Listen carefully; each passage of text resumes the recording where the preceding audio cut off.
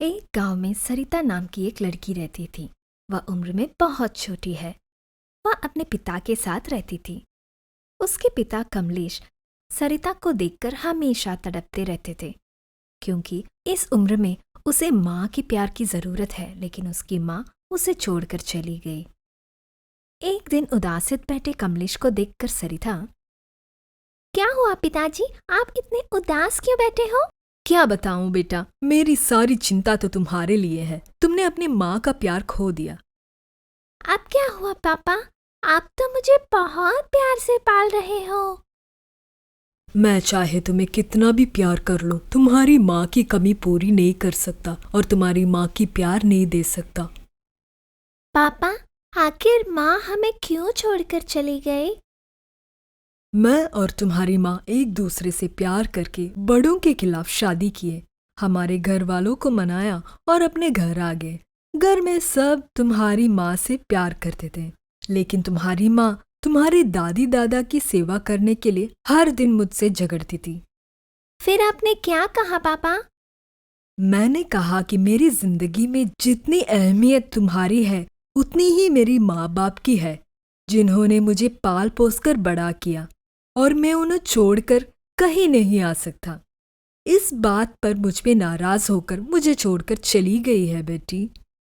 चिंता मत कीजिए पापा, एक दिन माँ हमारे पास जरूर वापस आएगी। सरिता को देख उदासित होकर कमलेश अपने काम के लिए चल पड़ा। सरिता भगवान के आगे हाथ जोड़कर, हे भगवान, किसी तरह मेरे माता पिता को साथ लाए ताकि हम सब खुश रह सके, कहते हुए स्कूल चल पड़ती है।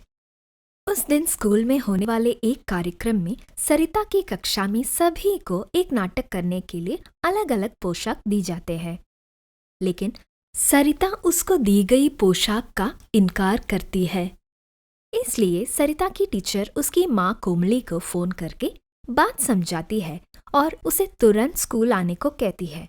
कोमली को अपनी बेटी को देखे हुए कई दिन हो गए, इसलिए वो तुरंत स्कूल पहुंच जाती है। सरिता वही बैठी रोती रहती है। जैसे ही कोमली वहां आती है, सरिता उसे देखकर माँ कहते हुए रोते लगती है मेरी प्यारी बिटिया, क्यों रो रही हो? मुझे नाटक में भाग नहीं लेना है माँ। तुम्हें तो नाटक में भाग लेना काफी पसंद है, तुम इसे क्यों नहीं कर लेती? मुझे दुल्हन बनने को कहा और वो मुझे बिल्कुल पसंद नहीं। क्या हुआ बेटा, क्यों पसंद नहीं? मैं कभी भी शादी नहीं करूंगी ना, इसीलिए मुझे वेश धारण पसंद नहीं। तुम्हें आखिर शादी के बारे में क्या पता है मेरी गुड़िया? अभी से शादी के लिए मना कर रही हो? मैं जानती हूँ माँ, कभी शादी नहीं करूंगी, पापा के साथ रह जाऊंगी। ऐसा क्यों है बेटा? शादी कर भी लूं तो सास ससुर होंगे, उनकी देखभाल नहीं कर पाऊंगी और झगड़े होंगे और फिर घर ही तो वापस आना है, इसीलिए मुझे तो ना ही शादी करनी है और ना ही दुल्हन बनने का नाटक। सरिता की बातें सुनकर कोमली की पूरी दुनिया हिल गई। उसको आखिर समझ आ ही गया कि हमारे कर्म हमारे बच्चों को कैसे प्रभावित करते हैं। सबके साथ ऐसा नहीं होता बेटा, कहते हुए उसके स्कूल टीचर से बात करके उसको दूसरा वेश देने के लिए कहती है और टीचर मान भी जाती है। बेटी सरिता, मैं आपके टीचर से रिक्वेस्ट कर लिया है कि वो आपको एक अलग पोशाक दे, उसे कर लेना, ठीक है? ओह, ऐसा है तो ठीक है, धन्यवाद माँ। ठीक है, स्कूल खत्म होने तक मैं यही रहूंगी। चलो साथ में चलते हैं। पिताजी मुझे लेने आ जाएंगे माँ, आप चली जाओ, कोई बात नहीं।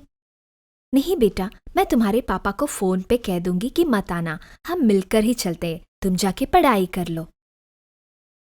उस बात पर बहुत प्रसन्न होकर चले जाती है। शाम को स्कूल से अपनी बेटी को साथ लाते हुए कोमली को देख कमलेश बहुत खुश होता है। मुझे माफ कर दीजिए, मुझे आज एहसास हो गया है कि मेरे करतूतों का मेरी प्यारी बेटी पे कितना प्रभाव पड़ा। उसने मेरी आंखें खोल दी है। चलो, जो हुआ सो हुआ, हम सब फिर मिले, अब हमारे अच्छे दिन वापस आ गए। मुझे तो हर दिन इसी बात की चिंता थी कि उसने अपने माँ का प्यार खो दिया। मुझे खुशी है कि आज तुमने सरिता के वजह से अपनी आंखें खोली है। जबकि सभी खुश थे, एक दिन कोमली से कमलेश कहने लगा, कोमली, मैं तुम्हें बताना भूल गया कि पिछले हफ्ते माँ की तबीयत बिगड़ने पर मैंने उनका छोटा सा ऑपरेशन करवाया था। इसलिए तुम्हें हर दिन उन्हें समय पर खाना और दवाई देनी है, क्योंकि आजकल उन्हें सब कुछ याद नहीं रहता है। वह तुरंत गुस्से में, देखिए, मैं फिर से इस घर हमारे बच्चे के लिए वापस आई, ना कि तुम्हारे माता पिता की सेवा करने के लिए। मैं तुम्हारे घर की नौकरानी नहीं हूँ कि सबके काम संभालूं।